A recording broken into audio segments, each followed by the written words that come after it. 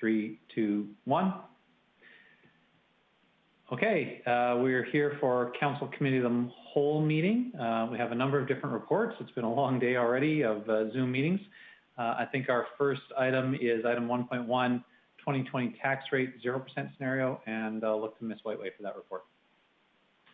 Thank you, Mayor Given.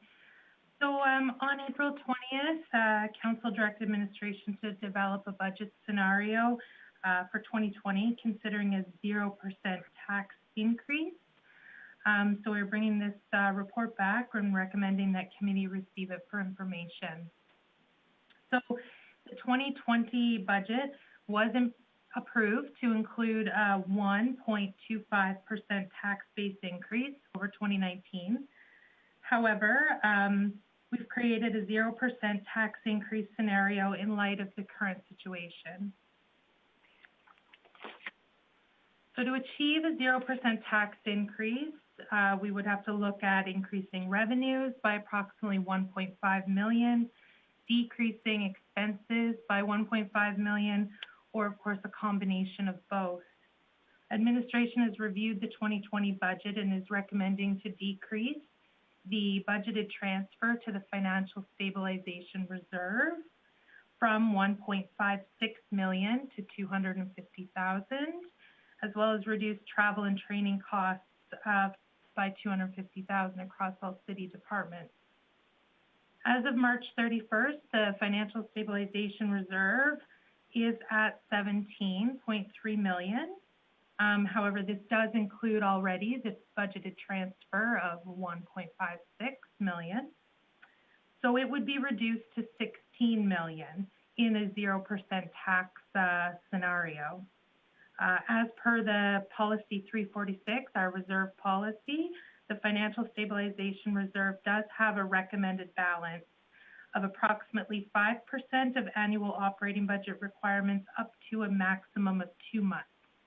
The 16 million would still be within that range.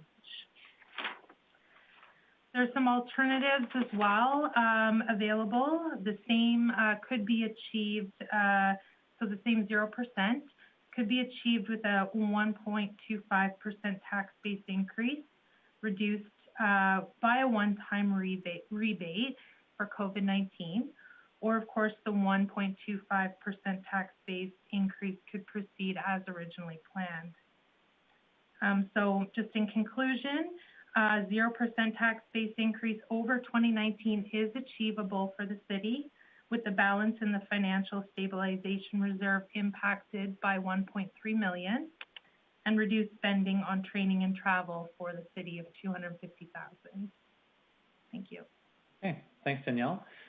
So open for discussion and questions. I see Councillor Bressie.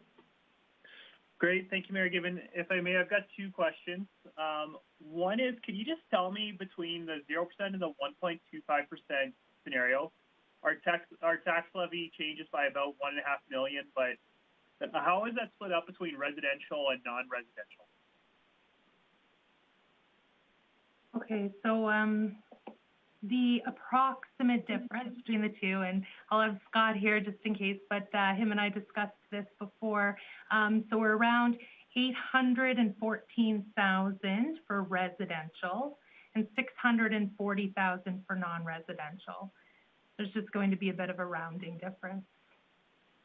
Great. And then my other question is just the mechanics of if a rebate was offered, how would that work in terms of, would it be offered directly on their bill, so they just have a smaller check they'd have to write us, or would we be mailing them a separate check?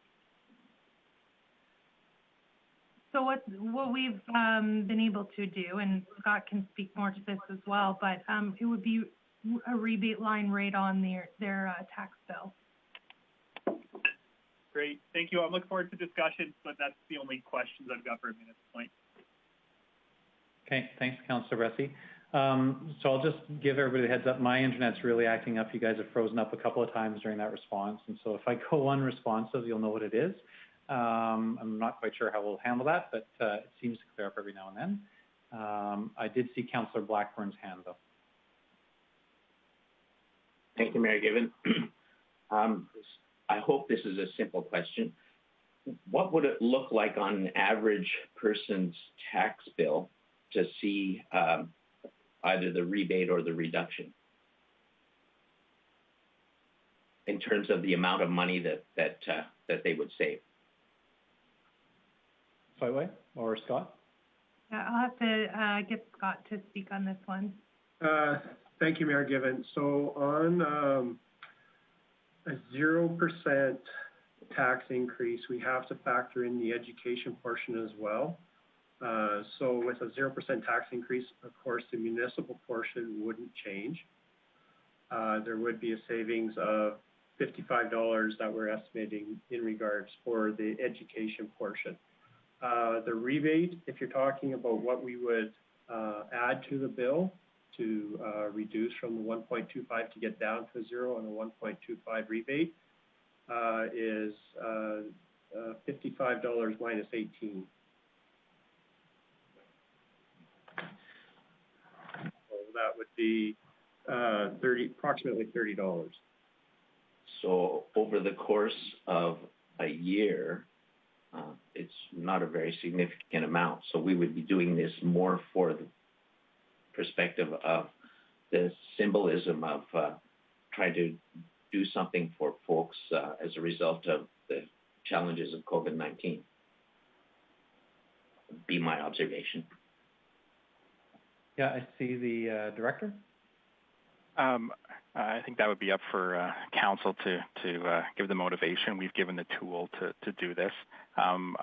Cumulatively, though, this is still $1.5 million that is in the community and not being spent by the city.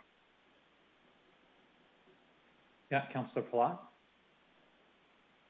Thanks, Mayor Given. I'm just wondering, since we've had a chance to kind of digest this and a few of us maybe poked each other on some thoughts, but did administration ever look at maybe instead of it being a rebate back to the community, that it was just a fund that we created potentially for a GP recovery fund?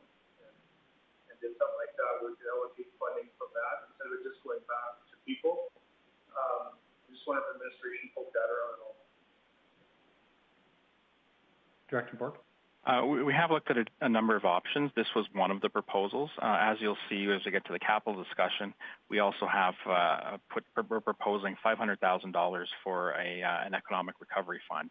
So we think there's different audiences for this that could use this, and we were trying to spread this out over a few different models. Was there anybody else in the queue with a question? I guess one, Scott, could you speak to, we often talk about the average residential property. A 0% increase or the rebate, would have a different effect on some of our commercial properties or industrial properties. Can you speak to how that would work there? And you just have to get your mic on.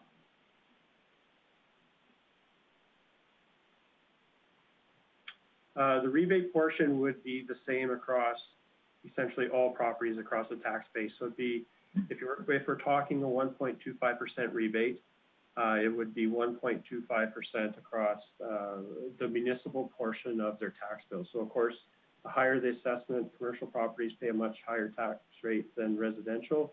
The rebate would be considerably higher. So for those of us that are used to paying just typical residential taxes, can you give us some order of magnitude for some of our larger taxpayers? Like a large multi-tenant commercial property or your average hotel? Sure. Well, I'd have to work it out. We have included with the mill rate bylaw, you'll see in one of the schedules what we consider a typical commercial property, around a $1.8 million assessment, $1.7 million. You're probably looking in the range of $350 or $360 rebate. Okay, thank you. Any other questions for administration on this point? This one is a information report that tells us what would happen.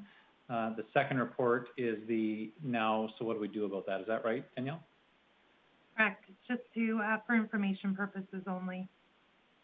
Okay. Okay, so then I'd look for a motion to receive this for information or any other motions that might arise on item 1.1. Councillor Thiessen?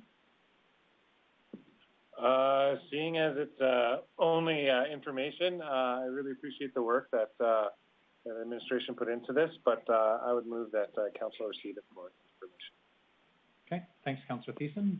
Any discussion or debate? Seeing none, then I'll call for the vote. All those on screen in favor? Those in favor? And on the phone? In favor, that's Eunice. Thanks, Eunice. That's unanimous then. And so we'll move on to item 1.2. Is there anything, Scott, that you wanted to introduce? Yeah, would you introduce this report for us? I know we covered a little bit of the ground that's there, but. Yes, you covered a little bit of it, but I think I'll go through it. There's a lot of detail to the mill rate report. I think it's best if we go through it, and then any additional questions, there'll be a few of us who can answer them for you. So this report, there's two bylaws included. Typically with the mill rate bylaw, there's just the one, but this year it's a little different. So the first bylaw is, of course, the mill rate bylaw, property tax bylaw, and this sets the rates that you would use to levy taxes with. The second bylaw cancels the May and July tax penalties for those customers who would have outstanding balances at that time. So, of course, when we plan to levy taxes or how much we're going to levy, that starts with back at budgets. Back in November, Council passed the 2020 operating and capital budgets. And as you know, the final result was a 1.25% tax increase for 2020. And that 1.25% increase, I believe, would have been levied this year until we got to about mid-March. And then in mid-March, communities across North America began to deal with the COVID-19 pandemic. And you as a council, you put in some actions in place in order to deal with the impact that COVID is having. So on March 18th, you declared a state of emergency. March 23rd, you approved extending the property tax deadline to August 31st. You also eliminated the May 1st and July 1st tax penalties. And then we also have stopped all notices for tax arrears till September 1st. As well, we stopped any NSF charges on our monthly payments until September 1st as well. And then as well, on April 20th, Council requested information from administration in regards to a 0% tax increase, and that is, of course, the information that Danielle just presented to you. So I'd like to start with the information portion by discussing some of the education levy portion of the tax notices. And as you know, this amount is determined by the province. We're mandated to collect the education tax on their behalf, and we do it without any compensation. And going back to 2019, when we had the early election, remember in early 2019, Municipal Affairs was actually delayed in giving us the education requisition for last year, and municipalities were required to estimate that. And if you remember, when we come to committee last year, we said we were going to be estimating that amount. When the provincial budget was finally tabled in the fall, when we received our education requisition, it was determined that we had over-levied by approximately $1.14 million. So that amount will be credited back to property owners this year. And it's legislated that we do refund it this year. We asked Municipal Affairs if we had options on how to deal with that $1.14 million. And we were told that the only option we had was to essentially refund it to property owners this year. So I'll try to explain a bit how the 2019 over levy that we did. It's going to act as a one-time credit for property owners this year, but it's actually going to probably cause an education tax increase in 2021. And I'll try to explain it somewhat how that will work. So this year, our education requisition is $29.44 million. But due to the over levy in 2019, we already have $1.14 million sitting in an account. So we actually only have to collect $28.3 million from property owners versus the $29.44 that we're told that we have to submit to the province. So in 2021, we expect that our education requisition will be actually higher or equal to the $29.44 this year. So in order to levy the $29.44 million in 2021, it would require an actual increase of 4% over the amount that we're going to levy this year. So essentially what I'm trying to say is that property owners should expect an increase in their education portion next year that will probably be greater than 4%. And moving on to the municipal levy side of things, and given the unique circumstances that COVID is presenting, most municipalities across the province are looking at ways of decreasing expenses for property owners. Administration, we've prepared 3 tax scenarios for council's consideration, and all 3 scenarios are achievable. So we have option A, which is the original 1.25% municipal tax increase. So this would have an average residential property would have a total bill, including the education portion, approximately $3,859. And that would be a savings of $18 when compared to 2019. And even though we would be having a municipal tax increase, the savings is coming from the education portion. We have option B, which is the amended budget 0% municipal tax increase, and that would be the scenario that Danielle kind of presented. With this option, the average residential property would have a total tax bill of $3,822, again factoring in the education portion, which is a savings of $55 compared to 2019. So the numbers I mentioned for options A and B are based on a property that we would consider typical. The impacts will vary from property to property and will depend on the property's assessment and what it did in comparison to last year's assessment. So the third option that we have here is a 1.25% tax increase with a rebate due to COVID. And option C is a rather unique option for committee to consider.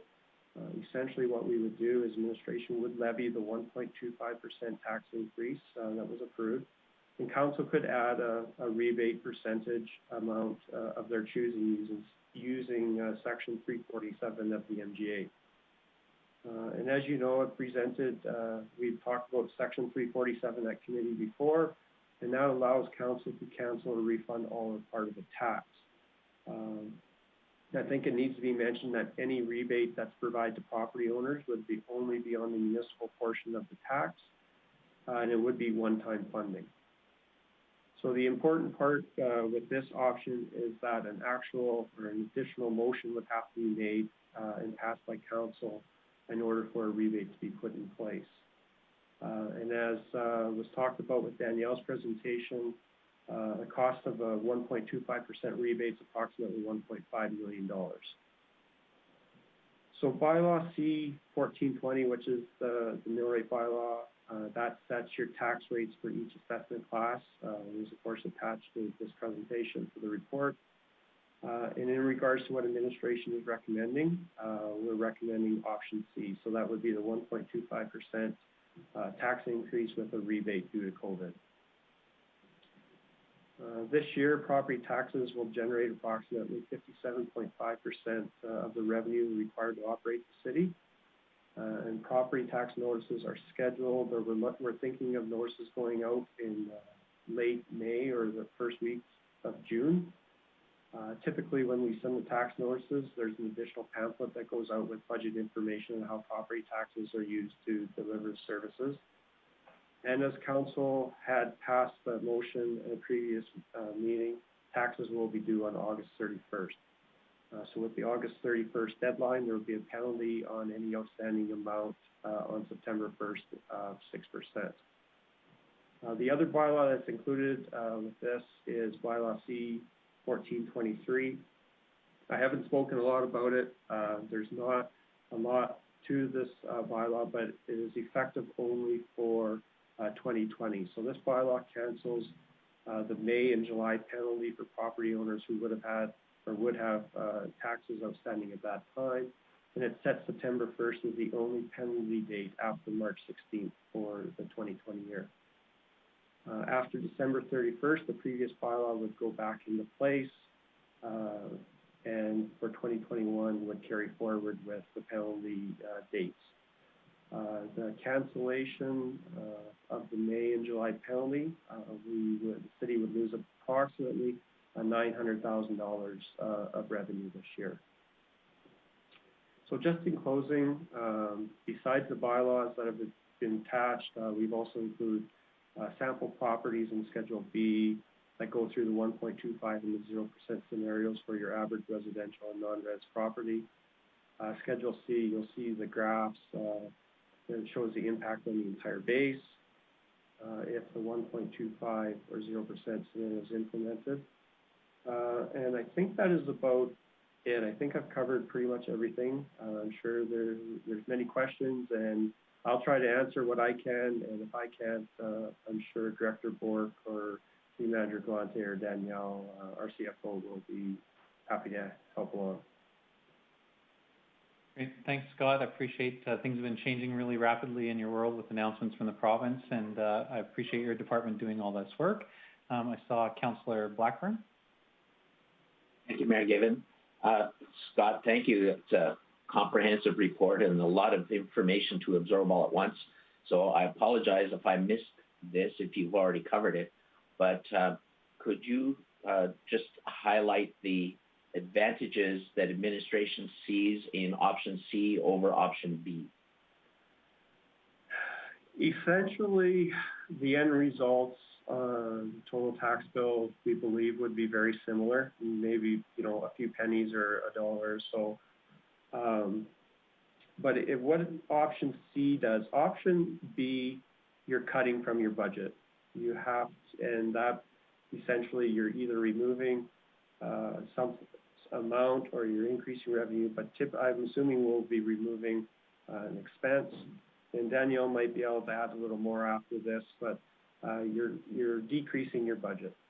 And to get back to that budget level next year, you'd have to have a tax increase. Option C, we're kind of funding the rebate with our reserves. So you would freeze you're kind of keeping your tax base in place. Danielle, anything you wanted to add to that? I think that Scott covered very well. And just in addition, that COVID-19, or what we're dealing with right now, is kind of considered maybe more of a one-time occurrence, not an ongoing effect to our budget. So with a rebate, we would be matching our revenue decrease as a one-time to a one-time situation. Okay, thanks very much. I see Councillor Bressy, then Councillor Palat. Great, thank you. Thanks for that presentation. I appreciate it. When you talk about the education levy, it's just amazing to me how the province being late with their budget once can create multi-year consequences for us. I also just want to say thanks so much for these graphs. Last year, I think, was the first time that you might have made them, and they've been the single best thing that has maybe been given to me as a councillor to communicate how taxes work to the public. So really appreciate having that in this report this year. Just my question is, I want to make sure I understand how the penalties work if we go forward with this bylaw as presented. Is there'd be no penalty till August 31st. You don't pay your taxes on September 1st. Instantly your bill goes up by 6%. And then it doesn't matter if you pay in September, October, November. There's no penalty for those months, but December 31st, if you haven't paid your tax by then, it goes up another 6%. Am I understanding how that penalty system works correctly? You are correct. So September 1st, so basically we would come in the morning, see who has outstanding taxes, and they would be levied a 6% penalty on September 1st. And then January 1st would be the next penalty date. And yes, they're both 6%. Great, thank you. Okay. I see Councillor Palat. Thanks for giving. I guess I want to go back and just have a question for administration here, because I'm just trying to think about where we started this whole conversation, and it was actually administration that brought it to us saying we could achieve a zero. And so we had that conversation about zero, and I was talking about scenario budgeting. I'm just wondering why it's changed to now we need to go to a 1.25. I mean, this was presented to us this way, so I'm just curious what the big shift was of why we needed to go back to 1.25. Is that a Director Bork question? Yeah. Sure. At the time we made the recommendation, we were one of the first municipalities to propose something like that. We didn't actually have the technology to offer a negative, the rebate on a bill. As we saw some other municipalities propose this, including Medicine Hat, we explored whether this was feasible. The net effect on every bill will be close to the same. We do see some advantages in transparency and us being able to identify that rebate. And also, this just a reminder that this isn't setting the budget for 2021. There will be some impacts on what the base would look like, but we're not locking anything in here today. We'll have to have some more discussions. But at the time, it just wasn't an option when we initially proposed it. See. Okay, I guess it seems more to me, anyways, that we could have achieved a zero, so now we raise it up so we can give a rebate, which I don't think really is going to communicate. I think we're going to get as much backlash as we're going to get positivity out of it. Honestly, I think it's a little, but it does to me feel like what we're just trying to make sure we do is safeguard 2021's budget right now, and that's why I'm struggling with that option, because we already presented to the community that we could achieve zero. So I'm just struggling with that one. It's just something that we're doing this meeting. Director Bork? As far as how we're achieving it the exact same way it would have been through reserves, as well as the reduction in travel and training. Where we found that money in the exact same places, just a different mechanism to implement it here. But it's the same money we found when we originally proposed the 0%.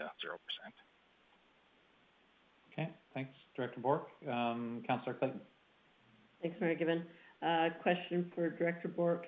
So then there's no assumptions at all for prolonged delay in programming, offerings from the city. There's no assumptions at all about between now and the remainder of 2020 with us potentially spending less money overall as we stagger entry into different phases of coming out of COVID.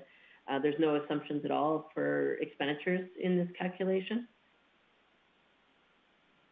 Director Bork? See, I'll let our CFO go first here.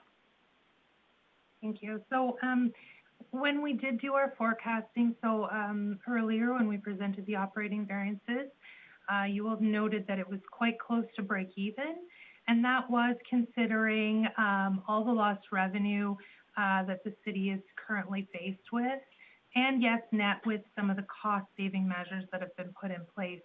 But at this point in time, and information is changing regularly, our forecast was so close to break even that this was the most realistic option. Okay, thanks. Yeah, thanks very much. City Manager Galante. Okay, thank you, Mr. Mayor. Just a general comment. This year, and I will repeat this again, I mentioned this several times, the word is flexibility. So in all these conversations, please keep this in mind.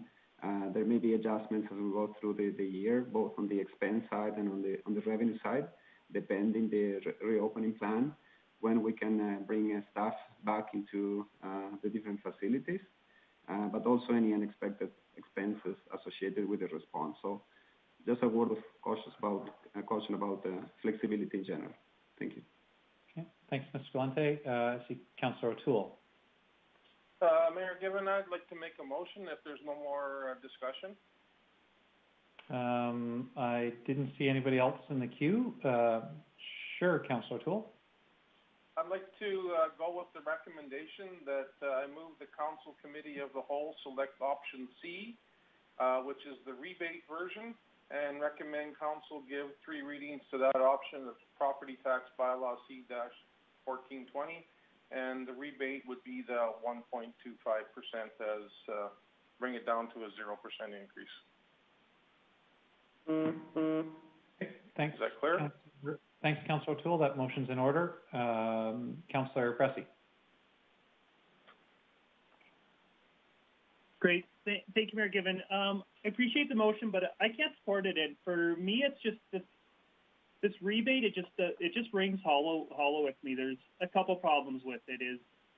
It's giving everybody in the city the same relief, which I don't think is that's a very blunt instrument, and it's not one I love because while some families have certainly been hit very hard by COVID-19, some haven't had their income touched at all. And while some businesses have had to shut their doors and generate zero revenue, there are some that haven't had any revenue impacts and some that have actually had revenue increase.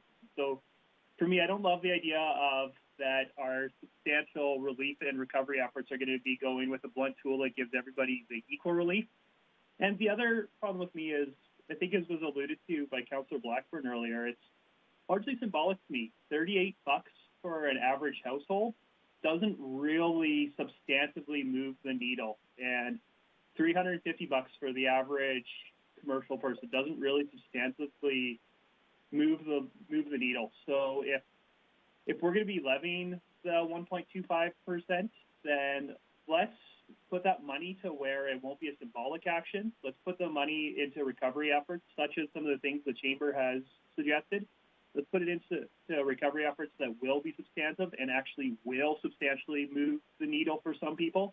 And let's put it into efforts that we can target to those who need it the most. So I appreciate the idea of trying to save our taxpayers' money, but I just don't think this is the way to do it, and this is the best way to help our community recover.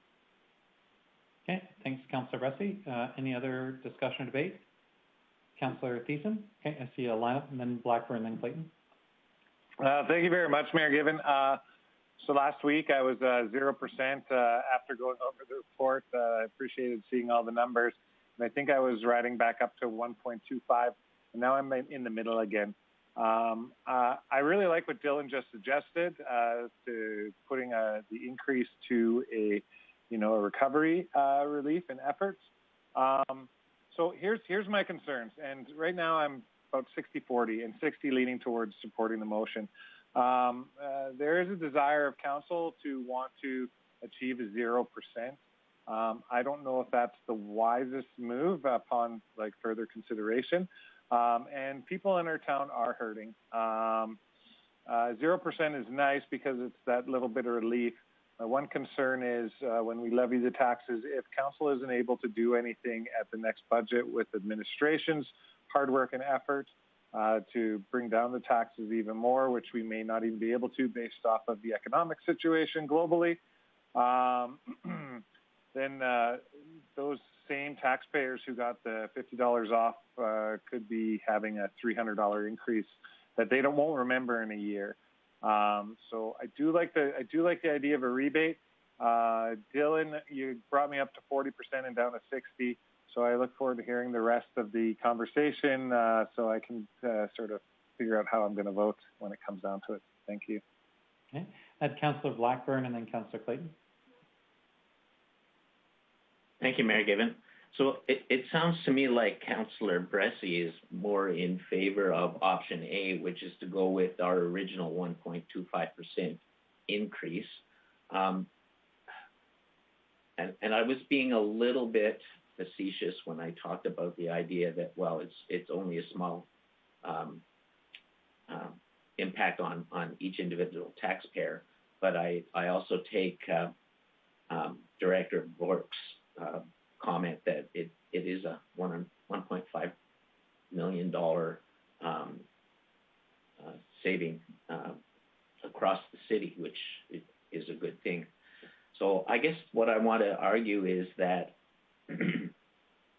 I'm of the impression that council is going to be in favor of 0% increase for taxpayers for this year. But at the same token, I don't want to see us reduce our budget by that amount and have to deal with a much larger increase to compensate in 2021. So I think that we really must stick with option C, which gives the same effective rebate or same effective savings to our taxpayers, but at the same time doesn't cause us additional grief when we're trying to look at what our 2021 budget will be. And also the fact that in 2021, it will be this far into the year again before we make a motion to change the amount that is collected in 2021. So I would far rather see us do it by way of a rebate so that we don't have as many pitfalls. So I will be voting in favor of the motion as it stands. Thank you. Okay, thanks, Councillor Blackburn. So I have Councillor Clayton, Councillor Plott, Councillor Minhas, and then back to Councillor Thiessen. Thanks, Mayor Given. I won't support the motion. I trust in the fact that administration told us they could get to a 0% increase. I agree with Councillor Bressie that not everybody has the same financial concerns. I believe that there are greater needs from some and not as great needs from others. To send people a $30 check to some is going to seem like a pittance, and it's just not appropriate. We stick to our guns that we need a 0% tax increase. Not only as council talked about this, our ratepayers expect this. There's a point that we're suffering loss of revenues through COVID. We will in turn have less expenses, and fair enough. But every year we've seemed to set the budget, say we're going to hire this many people, say we're going to spend this much money, and there always seems to be these opportunities where, oh, well, we shuffled this and we found some money and we're able to actually have another $1 million here or there. And I think that we need to send the message through our organization and to our ratepayers that we are going to be firm on not spending more money, that we are going to be firm on sticking to a 0%.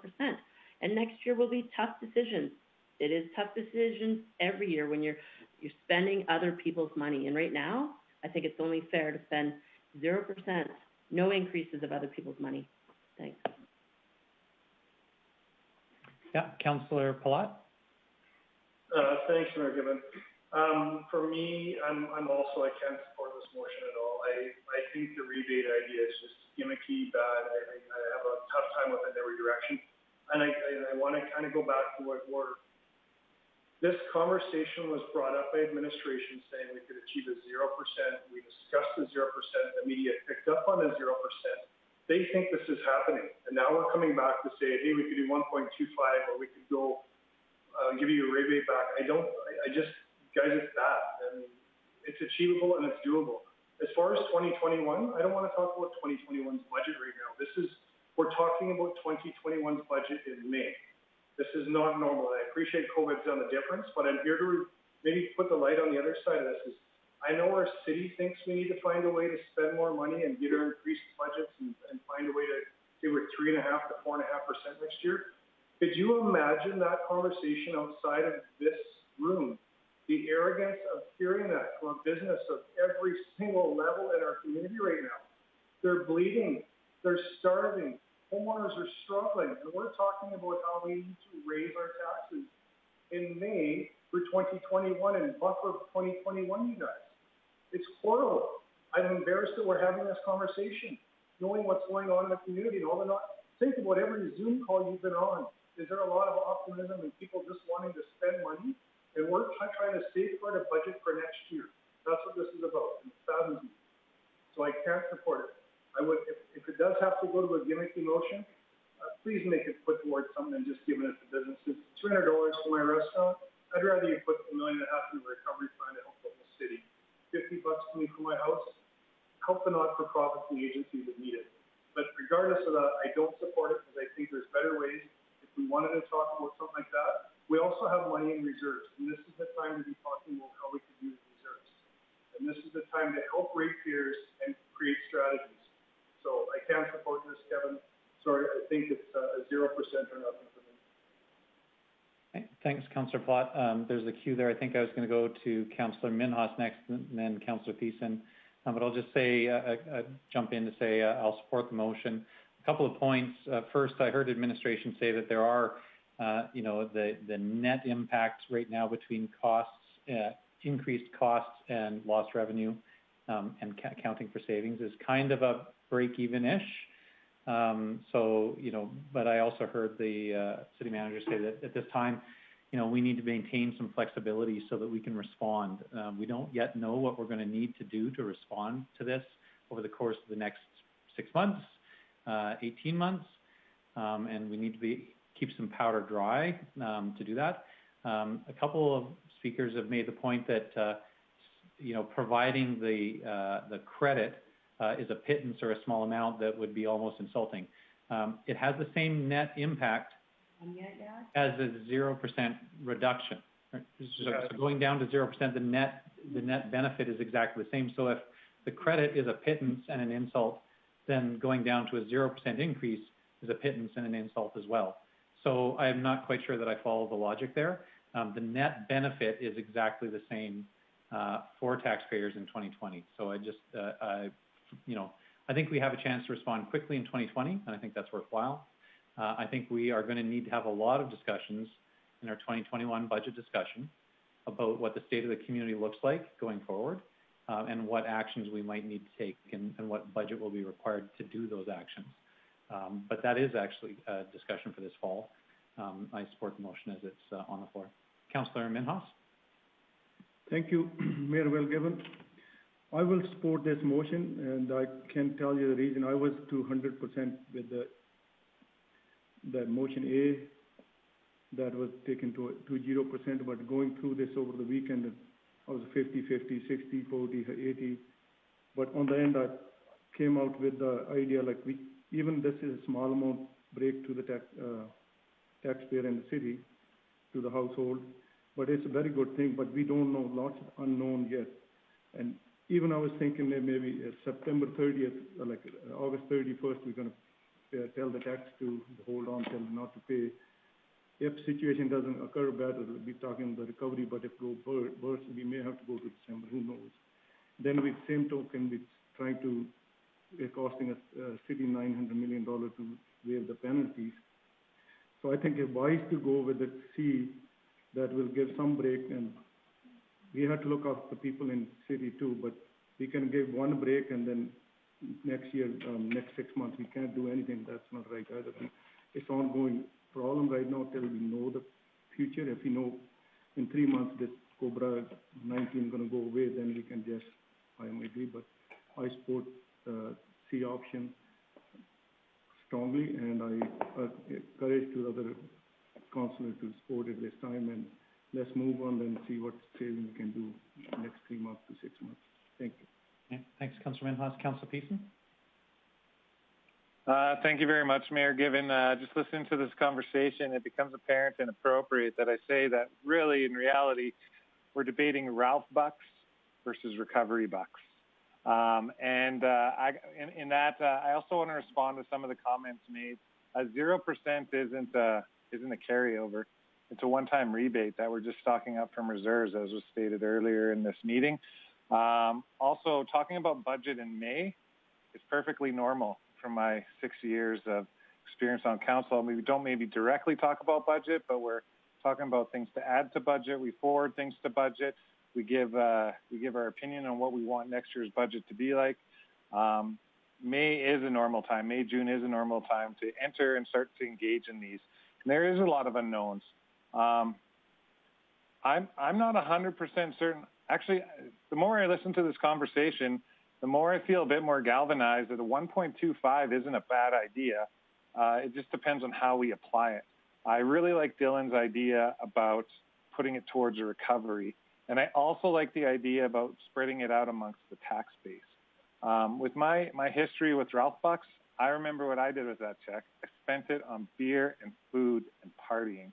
And I'm sorry, $37 to $55 isn't going to go far in a household. It's not even going to take a family of 3 to a movie. So I'm not concerned about 2021. I believe in this council, and I especially believe in our administration be able to do the work to put us in so we don't have significant impacts. What I want to be able to do is I want to be able to empower administration going forward into the future, whether that's now with $1.5 million or whether that's $1.5 million in 2021 in our budget there.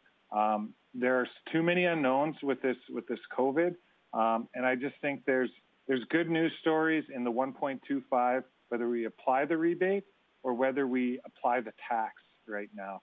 And it depends on how we use that money.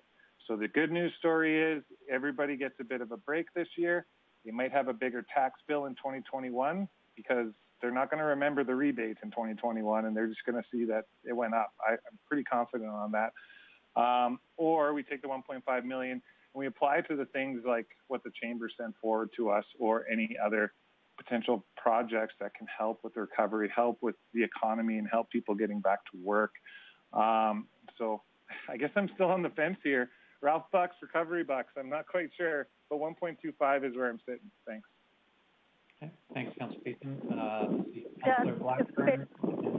Oh, sorry, we haven't had a chance yet. Go ahead, Councillor Frieden. I can wait until Councillor Blackburn does, but... No, there's a lineup. You go ahead. Oh, okay. Thank you, Mayor Given. I came into this fully expecting to support the 1.25 and a rebate. I still stick to my guns that we do have the increase as we expected to have this year.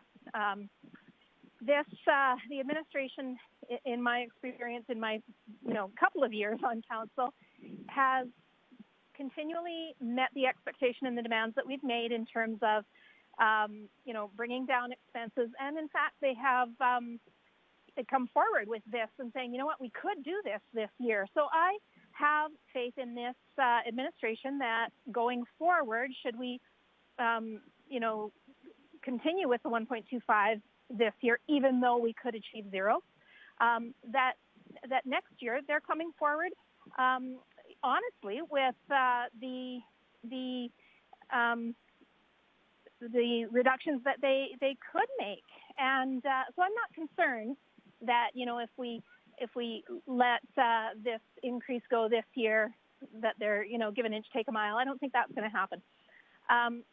And I was thinking that a rebate was the way to do it, but Councillor Bressie, I think you're absolutely right. If we can, rather than $40, what's that, lunch out for two or dinner for one, if we could take that 1.5 million is what it amounts to for the city and parlay it into generation of economic benefit. I just think that is the sweet spot. That hits the nail on the head for me. So I will now not support this motion, and I'm hoping that a subsequent motion might come forward that suggests we use that amount of money for an economic generation project or funds that would do such in the community, rather than going to a 0% increase this year. I think that's good for me. Thank you, Mayor Given. Okay, thanks, Councillor Frieden. So I have Councillor Blackburn, Councillor Clayton, and Councillor Palat. Thank you, Mayor Given, for allowing me a chance to have a second say or a second argument on this. And I think that in the long run, what I have is a question for administration about this. First of all, I think that it's very important that we be talking about effects on the 2021 budget, with apologies to Councillor Palat, because ever since our term started, we've been hammering the administration with ways to reduce costs, and as a result, we've reduced services. I think that there are some things that we've changed that have been good changes for our operation, and I think there are some things that have changed that have reduced services in ways that the public wasn't hoping for. COVID-19 is causing us a lot of challenge that is going to affect our budget for years to come, and I think that that battering our budget has to stop somewhere, and so I come back to my original argument regarding the pitfalls of going to 0% instead of going to 1.25 and then dropping the tax bill by a rebate. And so my question to administration, is there a way that you can express this more eloquently than I did to talk about the pitfalls of going to 0 without doing the 1.25% rebate? Is there a more direct explanation of that, Mr. Bork, or? Yeah, I think Councillor Blackman was eloquent in that, this would be a using the rebate would be a one-time cost. So that leaves the base budget. We would be looking at what we would be looking to levy next year at a certain base. Taking out the one-time cost, it doesn't change what that levy would be for next year. If we were to move to the 0%, it just reduces that base levy that we would be looking at. And but saying that, administration are committed to providing the most efficient service aligned with what council's direction is, and that we will bring forward a budget that in the fall that meets those objectives. What we do need, though, today is some clear direction. The biggest risk in all of this is for us not to have a tax rate set here in the month of March or month of May. That has some significant impacts on our monthly payment plan. And for me, that is currently our biggest risk, is not having a clear direction from council at this time. Thanks, Director Bork. So Councillor Clayton, Councillor Palat, and then I'll come back to Councillor Bressie. Thanks, Mayor Given. Just a couple of comments on things that have been mentioned earlier. Wanting some flexibility and some comfort in knowing what next year's budget looks like, or how things end up at the end of this year, with less revenue and the uncertainty of expenses. I think that we have to remember that we have reserves, and reserves are for things that we didn't foresee happening. And so I don't think anybody foresaw the opportunity or the extent that COVID was going to have and the impact it was going to have. And so to me, a reserve is for that exact purpose. And so I like the 0%. I'll stick by the 0%. If I also really like Councillor Bressie's idea of establishing a revitalization fund, or a rebuild fund, whatever you'd like to call it. But at the end of the day, we said we could do 0%. We need to stick to 0%.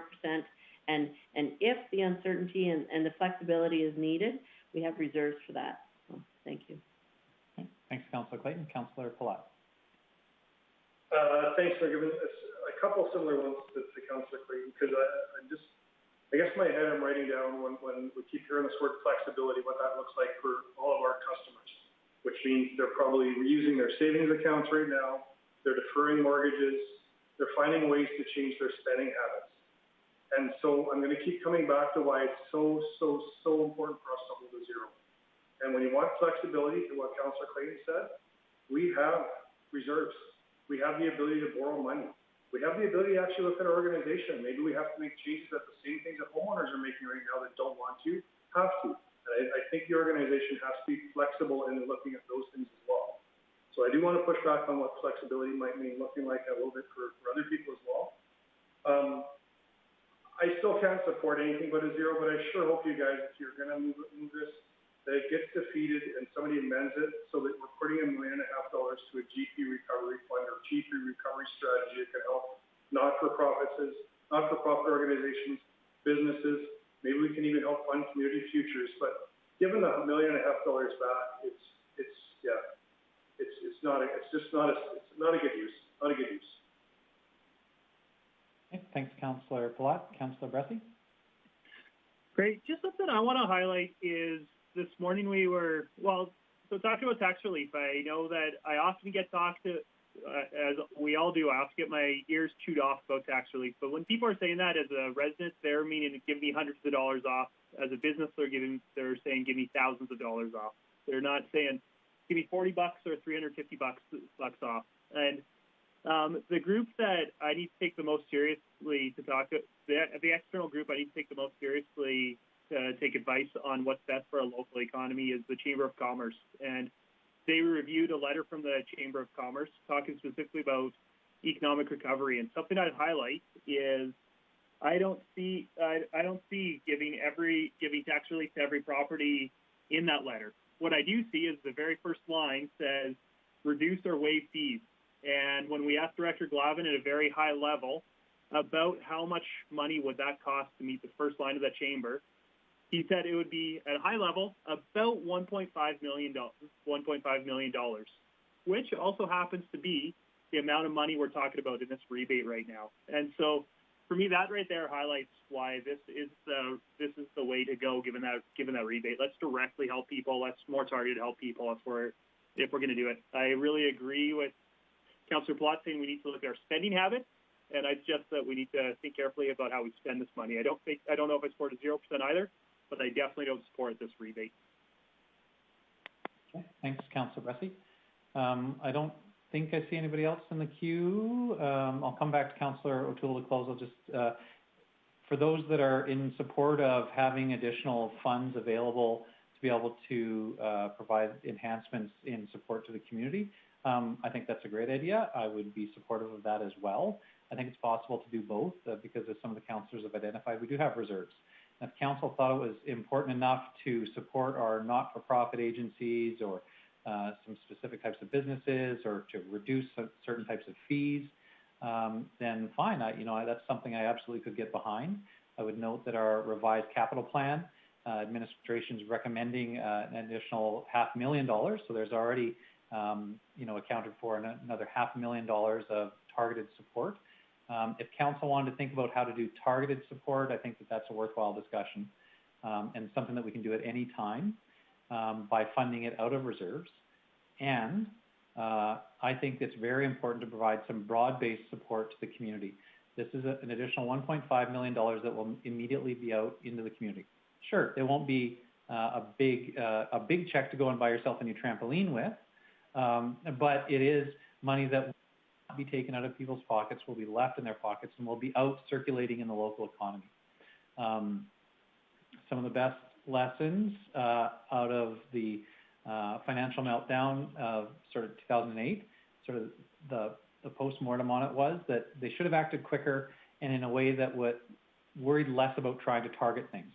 I think that this is a similar sort of measure that provides that $1.5 million out into the local economy and then can be followed up with more specific targeted programs that reach into those areas that are most impacted. I think that's a worthwhile approach, and I don't think the two are incompatible. But I think that that's an additional step that we should take. I'd be willing to support that as well. So if there was a follow-up motion, if this one passes, I would be interested in seeing what kind of targeted programs administration might bring forward. But for our purposes today of setting a tax rate, I think we should be doing that using the option that's here in the motion. Councillor O'Toole, I'll go to you to close.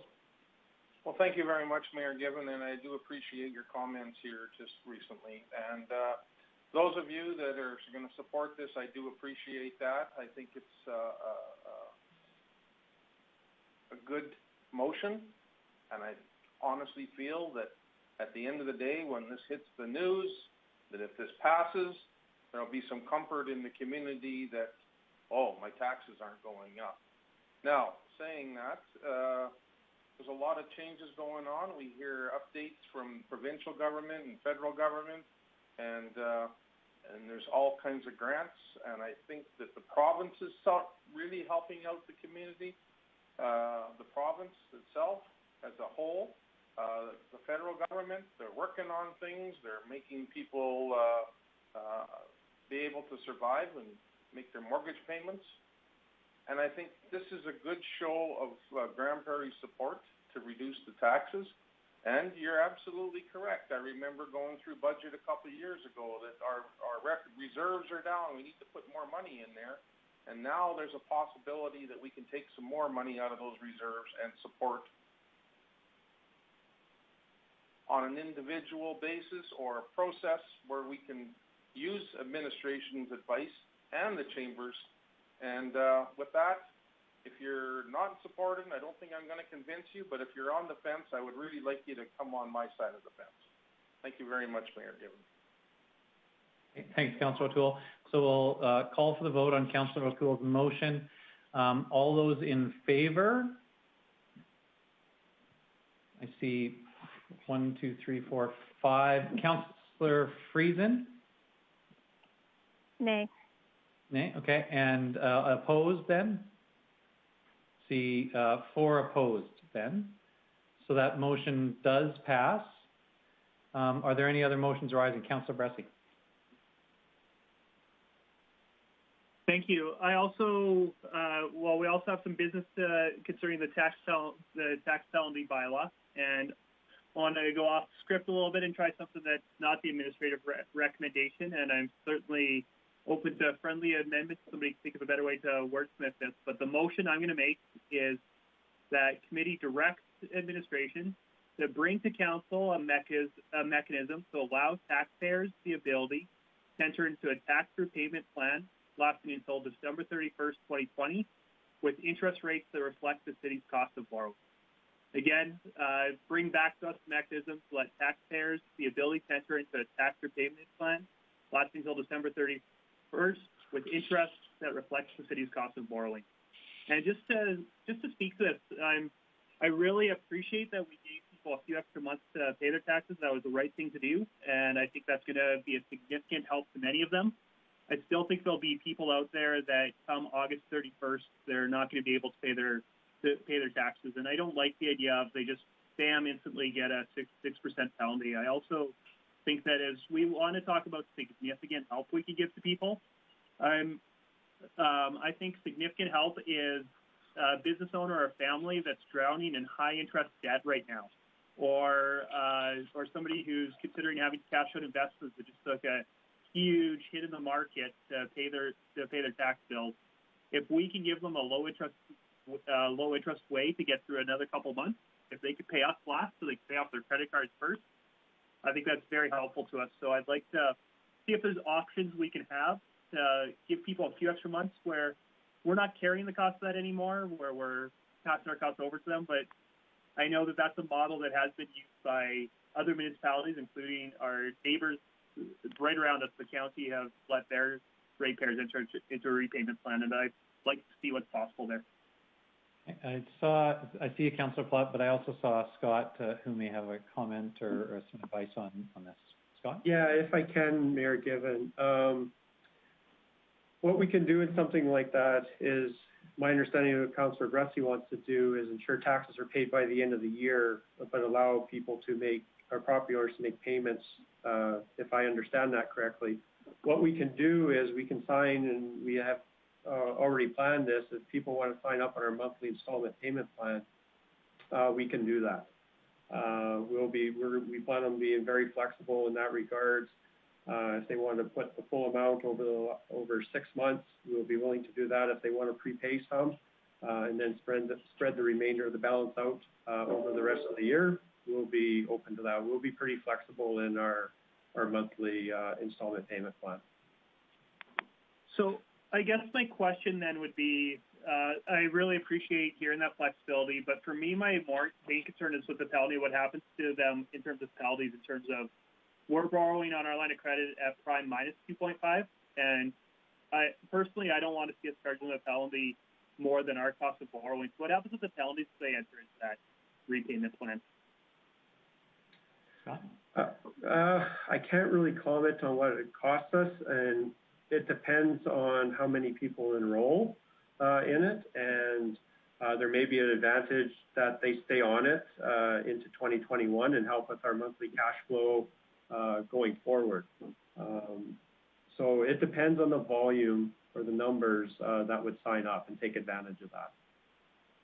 But, and Councillor Bressie, was this I thought I heard you ask something like this. Scott, if somebody signs up on that repayment plan, are they then dinged with a penalty by not having their taxes paid on full on time? No, we're waiving it. So we do currently have a late sign-up fee. If you're not signed up by towards the end of January, before the first payment comes out for the year, in February, if you signed up, you would have it's called a late sign-up fee. We're waiving that for this year in order to allow for that flexibility to get to help people have the flexibility in getting their taxes paid by the end of the year. Okay, Councillor Platt, I hadn't forgotten about you.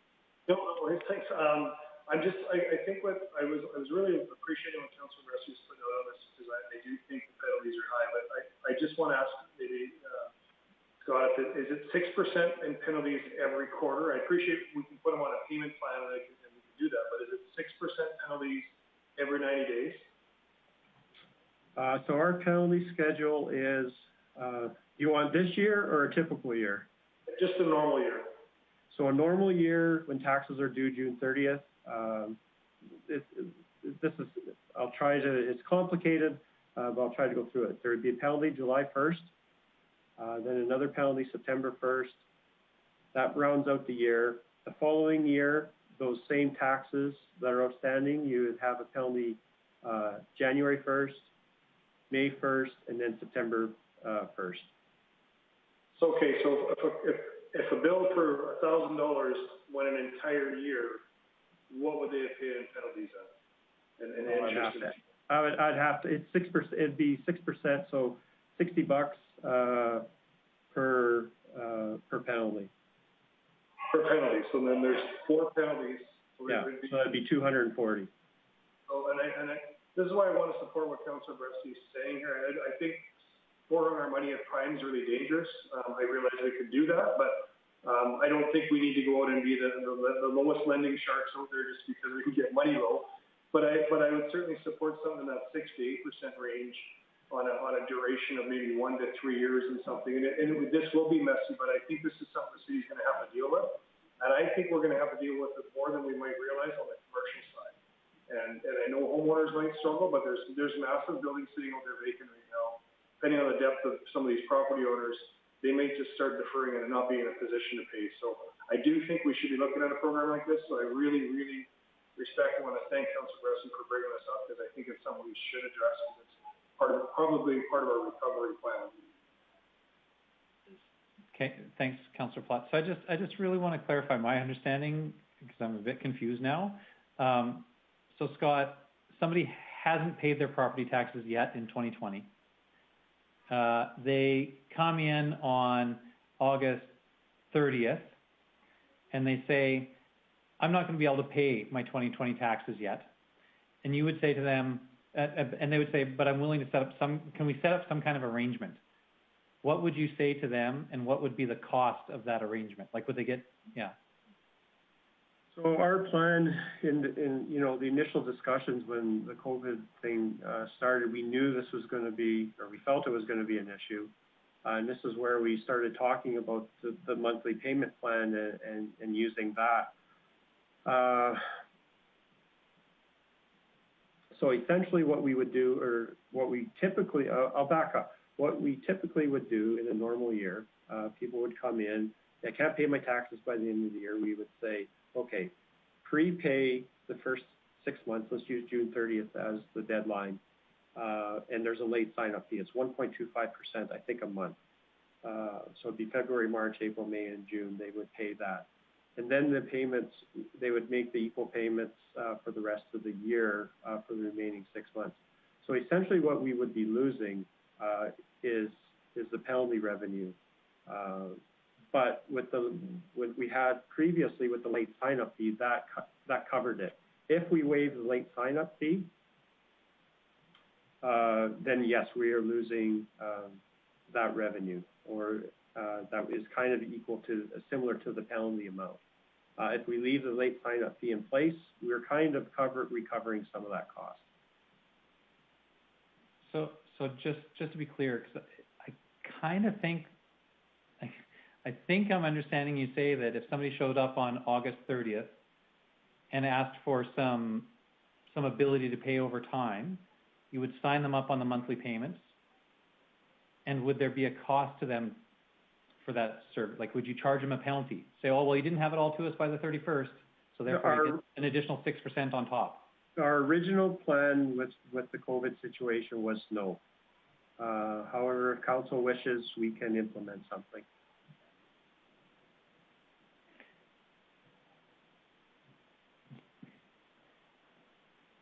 Sorry, I almost feel like you did a double negative there. Shane, do you want to clarify what's the department's thinking on this? Like, I just want to make sure, because I think I'm hearing Scott say that somebody's not going to have to pay the 6% as it is, and so I'm trying to decide whether Councillor Bressy's motion is relevant or not. Shane? I was going to make a different point. This specific point, Scott and I have had this discussion about how do we make sure that we don't just have a number of defaulting property owners near the end of the year. We are concerned about moving that target too far down the road in the penalty target, as it does have an impact on our cash flow. We have modeled out the $35 million line of credit based on no one paying until September 1st. That took into, we believe that people would start paying earlier than that, and we wouldn't have to borrow as much. Beyond September 1st, there's just so many variables, and is why we hadn't yet recommended any significant changes. September 1st penalty is projected right now at $600,000. That's real dollars as we're building the budget. Where I think, and Scott, correct me, I'll just try and say it a little bit differently, was we were going to allow people to sign out the administrative fee until September 1st. At September 1st, we would still be levying the penalty of 6% on those accounts. We just wouldn't let that administrative charge. That's the last, but we hadn't formalized this plan. Okay, thank you. Councillor Platt? So if I'm understanding this, then, so they're going to get a levy of 6% there. They're going to get, I think this is what Councillor Cressy asked, and they're going to get another 6% January 1. And they're going to. So I guess the fear is yes, we haven't collected their money by September 1, but we haven't collected it now either way. We can either continue to try to charge them 6% loan shark to death and run it up and hope they pay back, or we can work with them. And I guess for me, if we could find a way, can the city work at 8%? And if half the people pay back, that's probably enough to pay the debt servicing on the line of credit we need for all of it. And we make this so the city can function without penalizing people to death. Because 24% a year, it's not going to take long of a guy who didn't pay his bill can't afford to pay for 2 years. Now he owes like $1.50 on it. It's going to be a big mountain to climb out for some people. Sure, so I've got a little bit of a queue. Shane, I saw you wave your hand. Was there something on that point? I've got Councillor Blackburn, Councillor O'Toole, Councillor Minhas, but Shane, just something on that point? It really would be just to ask for us to have some time. This is a new concept that we've had some informal discussions, but hadn't formalized anything, and it does have real impacts on our ability to operate under the current approved budget. So we would just ask for some time to come back with some proposals, and knowing that there would be an impact on our operations and the things that we do. Okay, thanks very much, Shane. Councillor Blackburn, then O'Toole, and then Minhas. Thank you, Mayor Given. Just a clarification question. Is the penalty compounded, or is the 6% on the original amount owing each time? So Mayor Given, it is for the January 1st penalty is compounding. Once you roll over the year, it starts to compound except for the current year, and then it would be just 6% amount each penalty. So that January 1st, when we roll over, that's when it would compound. Okay, Councillor O'Toole. Yeah, thanks very much, Mayor Given. I've got some concerns about what it's going to cost the city, and before I started speaking, Mr. Shane suggested that they're going to have some discussions on the costs. Now, this is something that we could probably support, but then we got our bills at the city to pay as well, and so I'm not saying I'm on the fence. I'm just not sure of the consequences, what's going to take place and what it's going to cost the city. So I'd like to have some more information based on the costs and more detail. I'd like to see something in print for myself. But saying that, I think Mr. Burke has got everything. I think he's working on something here, and Scott. So I don't think we're going to solve this tonight, and maybe we should come back at another time to come up with all the answers. Thank you. Okay, thanks, Councillor O'Toole. Councillor Minhas. Thank you, Will. Even I heard all the things, but I like to clarify, go back to Will, yours answer, August, after August, if we don't pay. So now we're saying that penalty will be waived for March and July. So what happened August 30th or 31st? The person say he's gonna pay half. Is the penalty gonna go September 1st, 6% on the other half, and the other 6% in January 1st on that leftover? Or if he made the payment, will he have to pay the penalty on September 1st again? Because we never said we're gonna be waiving September 30th penalty. How it's gonna work out with this? Because now we got to pay the bill on 31st of August, right? So Mayor Given, if I understand Councillor Minhas correctly, it would depend on the scenario. If someone come in and paid half their taxes and didn't enter into our monthly installment payment plan, then that half that they hadn't paid, yes, would be subject to the 6% penalty. If they enter into the monthly payment plan, then no, it would not. They would make monthly payments till the end of the year. Oh, okay. That is for this year tax, right? That would be for this year's tax, correct? You guys propose to pay waiving for last year tax, March and July, not for this year. So this year they don't get benefit, but if they don't pay, they still have to pay the penalty for the tax leftover, right? Yes, there would be a penalty. Typically, taxes are due June 30th, and then the typical penalty would be July 1st. That July 1st has been, of course, removed, and with the due date extended to August 31st, that September 1st penalty replaces the July 1st penalty. Okay, thank you. Okay, Councillor Bressy? Great. Just something I want to be clear about this motion is my inclination, and probably a day ago, what I was planning to make was the motion that committee recommend council adjust penalties to reflect our cost of borrowing. But I didn't make that motion because I realized that this is actually this is complicated in terms of financial modeling for sure. And I had no idea if it's in terms of the mechanism of actually doing it, I have no idea if it's a very simple thing or if it's a very complicated thing. So that's why my motion is not recommending that council give us direction next Monday. My recommendation is, or my motion is asking administration to come back with a mechanism to allow this to happen. Because I think that we need to take a very good look at what this could look like and what this would look like.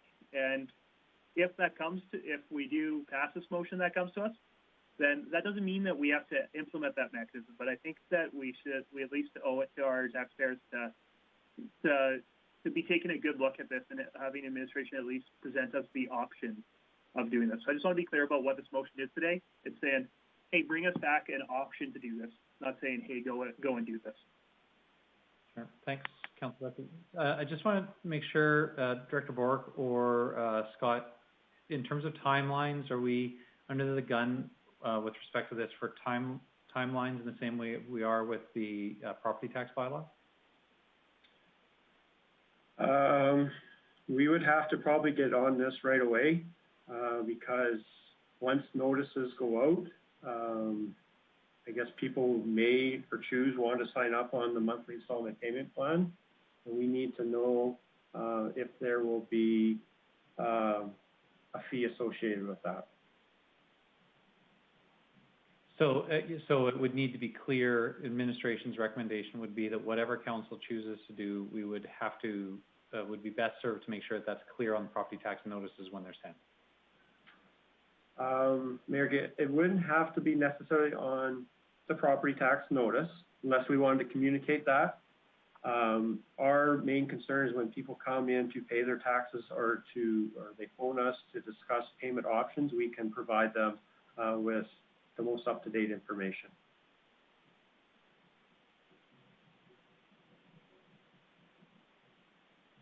I would just add, and just to set the proper expectations, alluding to Councillor Bressy in the complex financial modeling, the risk is high in what we'll be modeling and projecting going forward here. So I want to set the right expectation on what information we'll be able to bring back. We are making our best estimates based on a whole bunch of different things. Unfortunately, or fortunately, one isn't we've ever been through this before. So just as we make these changes, the risk goes higher to our cash flow position. So just want to set that when we bring something back. Okay, thanks, Director Bork. Councillor Blackburn. Thank you, Mayor Given. This may create more problem than benefit, but it occurs to me as we talk about this that one of our fears is that people will take advantage of the opportunity to make smaller payments, whether they have the need or not. And I know that with some of the federal and provincial emergency benefits that have been made available, people have to show one way or another that the reason that they need this benefit is because they've been affected in some way by COVID-19. And I don't know if there's a way that we can put that test into the eligibility or not. Thanks, Councillor Blackburn. Director Bork. I would say I would be cautious about the number of tests that we start implementing. Creating these new processes will definitely increase costs, and it just isn't a mechanism that we routinely use, which is why sometimes broad-based is the most effective. But I would just put a caution in for how much paperwork we're doing on our end and just our ability to do that in an efficient way. Thanks, Director Bork. Councillor Platt. Thanks, Mayor Given. Just, if we're going to do a report, I think if it's possible to throw, because we seem to do them, sometimes we're missing things. Just through this conversation, I think we went round and around on what the penalties look like. I'm just wondering if it's possible to model a scenario of September 1, somebody owed $1,000. What would that look like if they hadn't paid by the end of 2022? Sort of a thing, just so we could see the impact of the other side of it. I totally want to make sure we're safeguarding the city, for sure. We need to make sure we're not losing a bunch of money on this, but I do think if we can have a viable option for large tract tenant owners and potentially homeowners, it could be one of their things that could get them through this. So I'd like to support that for sure. Okay. Councillor Thiessen. Yeah, thanks, Mayor Given. I guess my biggest concern with this is similar to what's happening with the Canada Relief Program for workers impacted by COVID. There's been a lot of cases where people are applying for it and they don't actually need it.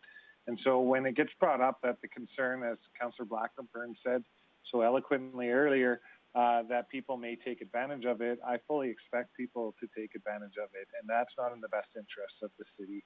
I really appreciate Dylan's motion, and I know it's for information. I want to make sure that we're not making our administration circle around and around and around.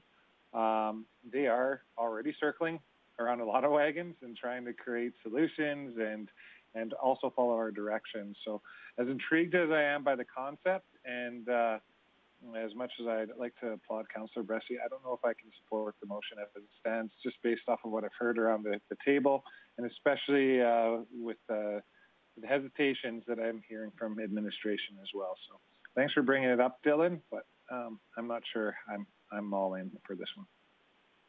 Okay, thanks, Councillor Thiessen.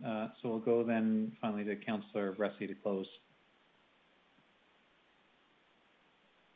Yeah, I'd encourage council to support this. I really don't think I think that what's different about this in terms of people, I'm not worried about it being overused and abused. Sure, you might get a few, but I don't think that'll be the broad access to it for two reasons. A, I'm not suggesting we give a free ride on it. I'm suggesting that it's at the city's cost to borrow, so there will be a penalty, just maybe not that 6% penalty. And also, I think there's a bit of a difference if you have to. I really hear that we don't want too cumbersome of a process, and I really agree with that. I don't want to get into means testing, all of that, but still, I think there's something about, I need to actually pick up a phone, or I need to actually interact with someone just to say I want to get in this, even if that's an easy process. I don't know if entering into a repayment plan to pay your taxes late with a penalty is something that's super appealing to people if they don't actually need it. So I'm not worried about this being abused. I think it really will be accessed by people that need it. So I hope council will support this. Okay, thanks, Councillor Bressie. That was our close. If we still have somebody there that could read back the motion just to make sure that it was recorded. I'm not sure if administration had that in advance, but we want to make sure that it's recorded properly and that we all know what we're voting. Thank you, Mayor Gibbons. Committee directs administration to bring back to council a mechanism to allow taxpayers the ability to enter into a tax repayment plan until December 31st, 2020, with interest rates that match the city's rate of borrowing. Okay. Thanks very much, Amanda. Thanks for reading that back. I will call for the vote. All those in favor? Okay. And opposed? I see 1, 2, 3, 4 opposed, and that would be 5 in favor. So that motion does carry. We have a few more reports yet. How's everybody doing? Director Bork, I see your hand. I do have one more on this item, and then be happy to give some feedback maybe on the capital and whether that had to happen today or whether that would be something interested in rescheduling. But just specific, now that the rebate motion has passed, I just wanted to follow up with a previous committee motion, which was to amend our tax bill. I was asked to bring back if I saw any issues coming forward with that change. The motion at the time was to change out the school requisition line to Province of Alberta property tax. 2 issues that we've identified. So we will move forward with that unless we receive different direction. 2 issues that we've identified are that with the COVID rebate, that we're now adding a new level of complexity to our tax bill. This is one more thing. Residents and property owners are used to seeing a school reference on their tax bill, and there won't be one at this time. The other challenge we've identified is that there are some properties that Scott's identified that split their separate and public school tax levy 50-50.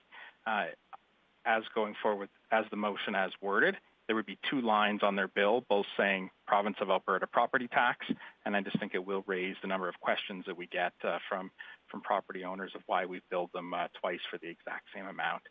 We would propose different wording. Our suggestion is to say Province of Alberta separate school requisition or Province of Alberta public school requisition, but we leave it to the committee to give us a new direction or leave it as is. Okay, thanks very much. And changes for clarity, the as is? The motion that was passed would be labeled Province of Alberta property tax. Okay. Councillor Bressie? Thank you. Is there any way we can't have it both ways and the line could read Province of Alberta property tax and then put in brackets which requisition it is? I would just have to double check. We were already getting near the length that we have within our current system. Even province, we were going to have to abbreviate to prov. Correction on that. We're near our limit. I don't know if Scott has the exact number. Scott, do you know? No, I don't. It's about 25 characters per each line, so we're getting pretty tight. So this was the best solution that we could find. We'd have to, of course, abbreviate province down to PROV, and then of Alberta separate school or public school.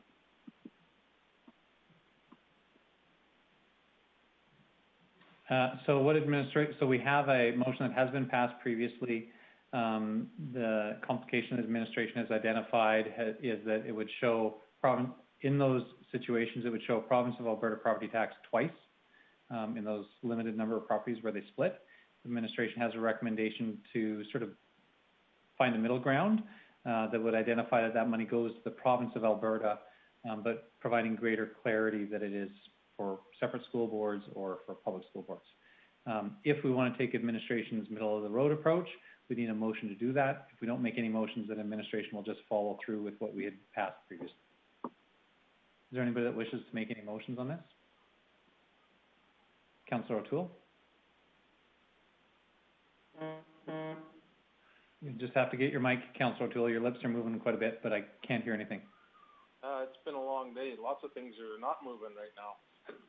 I'd make a motion or support the motion, support the suggestion that administration had with rather than the first original one. Okay, so motion to accept administration's recommended revision to the property tax notices. That's correct. Okay. Yep. Okay, that was the revision as suggested by Shane this afternoon. Okay. Any discussion or debate on that motion? No, seeing none, then I'll call for the vote. All in favor? Okay, that motion carries unanimously. Councillor Thiessen. Thanks, Mayor Given. Just to tie off everything, I'm just confused a bit. There's a second part to the recommended motion. Should we take care of that business here too before we forget, or? No, I think I'll look to administration to correct me, but I think Councillor Bressy's motion is basically asking for a different approach that might change what the proper 2020 tax penalty bylaw would look like. And so, yeah, that motion would wait until we hear back from administration. Is that correct, guys? Scott? Yes, we're still within a window. It will be tight, but we will do our best to get this all wrapped up as Scott is giving me the eye. Oh no. Okay. Thanks for that. Yeah, that was part of the reasons why I voted no, because I thought that might be doing that. So, yeah, hopefully we can get through this really quick and we can close that window while it's still open. Thanks, Shane. Okay. So we have two items left. I know people are flagging. I've seen a couple of text messages, people saying, geez, could we put this on till tomorrow?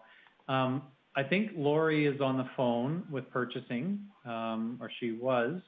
I wonder if maybe we could ask Lori to give us a procurement update, because I understand this is a verbal report and may have to do with and maybe we could just receive that verbal report and potentially then we could talk about when we might deal with the 2020 capital budget revisions. Does that sound good to everybody?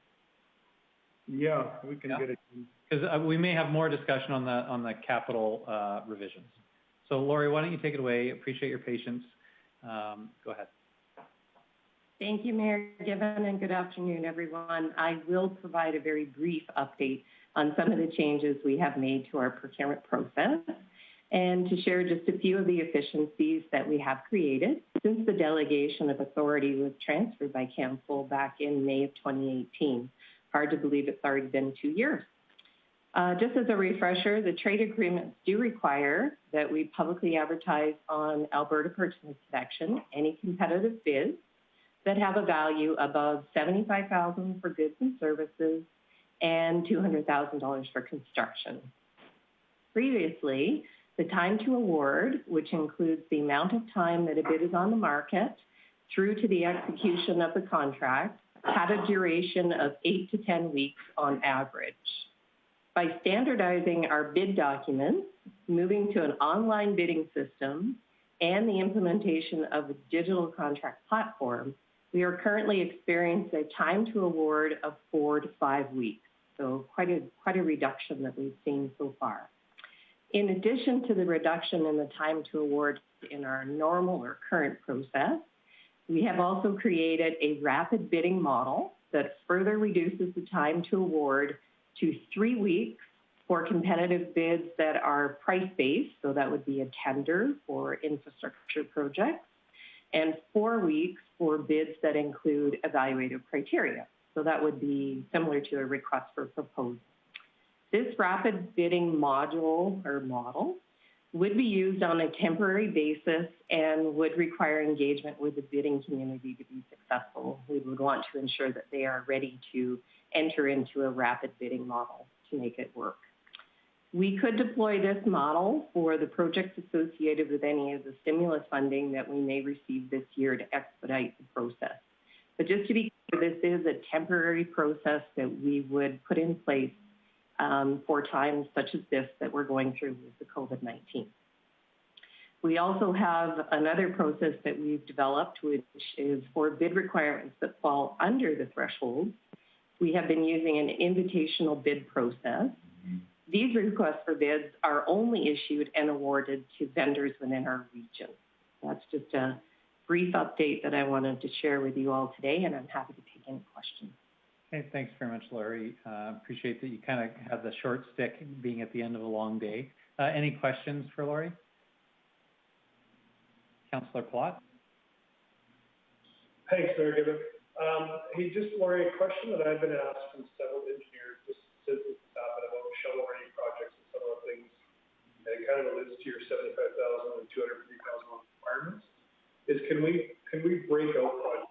So instead of scoping out an entire project, we break it down into components so that we can stand with the $75,000 or the $250,000 thresholds. I know it probably creates more work in some areas of procurement, but would it allow us to speed it up and look at getting some other projects into the queue quicker? Or allow us to have better costing on some of those as well, is what I'm hearing anyway. So. Yeah, Lori? So thank you, Mayor Gibbon. If I'm understanding you correctly, Councillor Plott, you're asking, could we break out a particular scope of work into multiple smaller projects to fall underneath those thresholds? Is that what you're asking? So where this came in late was, but I had a conversation before and after this with different engineers, but it came in late when I met with the storm board, and we had the design works there, and we had a construction company there saying the city could never get this ready in the 90 days because we'd have to go to bid just to get somebody to do the design and then on and on. But what their conversation was is if there's any way we could start breaking things into smaller buckets and stay under those $75,000, $250,000, then you could actually start saying, hey, we want this project to happen this time. We've got a good relationship with this. And I know it's a little bit of a slippery slope to a degree, but it would allow us potentially to get some projects on the ground sooner than later, was what I've heard from 3 different engineering firms now. So I just don't know if that's something that would change some of our capital projects, or if that's more how they're trying to enter our queue into capital projects as well.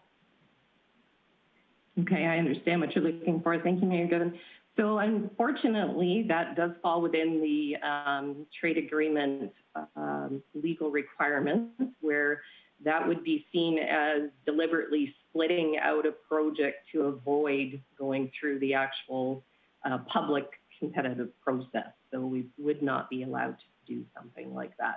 We could look at a process that was a little bit of a hybrid that would allow us to do a design along with a build, like almost a design build process that would speed things up, but that would be all we could do in that situation.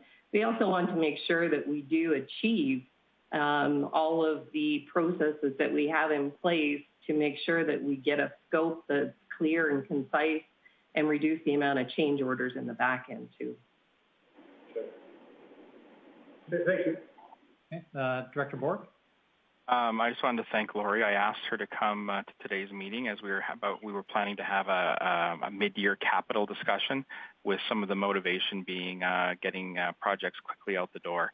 And I just wanted Lori to have the chance, and you to have a chance to talk to her about what a fast-track procurement process could look like if we were to move some dollars out the door quickly. So that was thank you, Lori, for that. Okay. Thanks, Director Borg. Thanks, Lori. So everyone, appreciate that it's been a long day. I appreciate that there are other staff members that are around, probably ready to support our capital budget revision discussion. But I want to look to everyone. I'm not sure that we're all in great spot to be able to make good decisions and have a good discussion dialogue. I saw a few people saying that they had other commitments. Councillor Thiessen had to leave for something, I think, just at 5:30 here. Does administration have a recommendation on when we could reconvene to handle item 1.4? There's no timeline. We'd move this up just to help expedite the construction season. I would say we should look to the clerk's office to reschedule this at an appropriate time and not try and compare schedules here on the fly. Yeah, I think that's probably good advice. I think administration appreciates council's desire to have this happen quickly. And so let's ask the clerk's office to find a time that works for all of us within the next say week, this week, next week kind of thing. Does that sound okay to everybody? I'm just looking for sort of a nod of people's heads. Yeah. Okay. There. That's with apologies to the admin folks who've come back in or who had been on the line the entire time. Our apologies, and we will look to reschedule and get back onto this so we can support the organization and the community with some good decision making when we're all a little bit more refreshed. Okay. Okay, then we'll call it a day and adjourn there. And I guess everybody watch your calendars for an invite to that rescheduled meeting. Okay. Thanks, Bill. Thanks, everyone. Thank you, everybody. Thank you. Bye-bye. Bye-bye. Hi.